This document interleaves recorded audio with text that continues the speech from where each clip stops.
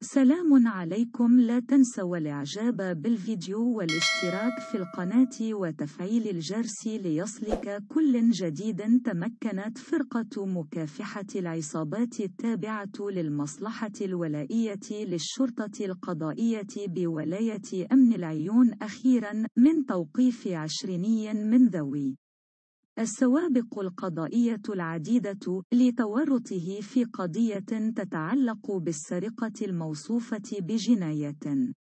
وكانت المصالح الأمنية بمدينة العيون قد عاينت يوم 4 من الشهر الجاري تعرض محل معد كقاعة للحفلات للسرقة عن طريق التسلق والكسر، حيث تم استهداف مبلغ مالي مهم بالإضافة إلى معدات إلكترونية وتلك الخاصة بالمراقبة. وعليه قامت فرقة مكافحة العصابات بتكثيف أبحاثها وتحرياتها مكانتها في ظرف وجيز من تحديد هوية أحد المشتبه فيهم وإيقافه.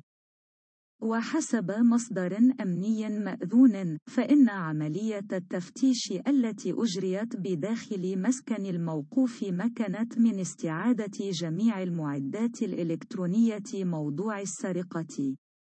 ويضيف المصدر أنه تم وضع المشتبه فيه تحت تدبير الحراسة النظرية لفائدة البحث الذي يجري تحت إشراف النيابة العامة المختصة، وذلك قصد تحديد كافة الأفعال الإجرامية المنسوبة إليه، وكذا إيقاف كل من له ارتباط بهذه القضية.